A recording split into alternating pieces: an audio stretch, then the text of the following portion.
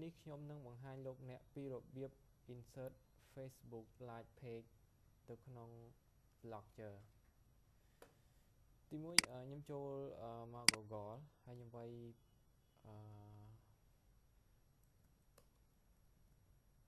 Facebook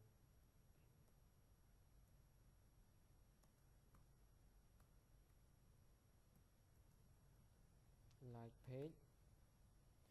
តមកចូលទៅកាន់website developer Facebook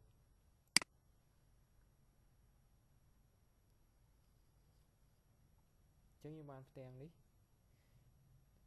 កន្លែង Facebook page URL អញ្ចឹងកន្លែងនេះជាកន្លែងដែលយើង copy link Facebook page Facebook របស់យើងយកមកដាក់ចូលនៅក្នុងpage URL នេះអញ្ចឹងខ្ញុំចូលទៅកាន់ page របស់ខ្ញុំ Canplus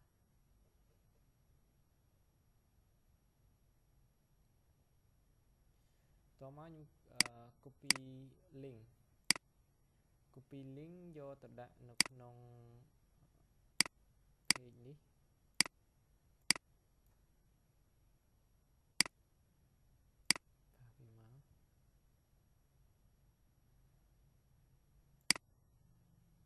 ហើយយើងកំណត់ទំហំវាខ្ញុំយក200 size វា10បានអញ្ចឹង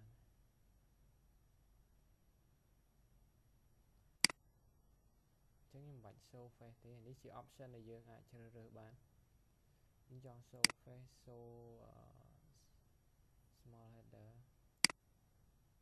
អញ្ចឹងខ្ញុំចង់បាន option option នេះតមកខ្ញុំ get code ហើយខ្ញុំ copy code នេះយកទៅដាក់នៅក្នុងចូលមក page layout មកបន្ទាប់មកខ្ញុំ add jet នេះមួយយក HTML ឬក៏ JavaScript នេះបន្ទាប់មកខ្ញុំ paste code ដែលខ្ញុំបាន copy នឹងមកហើយ save បន្ទាប់មកទៀតចូលទៅក្នុង page នេះដែរ copy code ទី2មកហើយ create jet មួយទៀតយកដដែល HTML ឬក៏ JavaScript paste ដូចមុនដដែល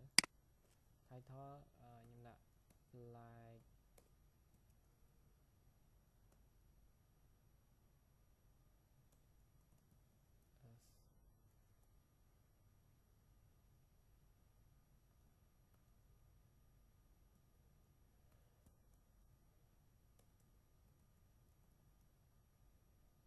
unofficial page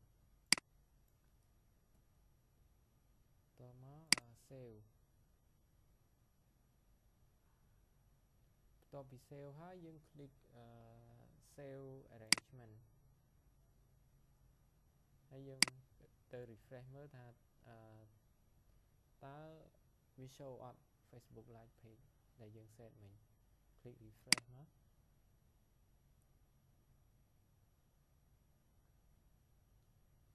ចាំតិច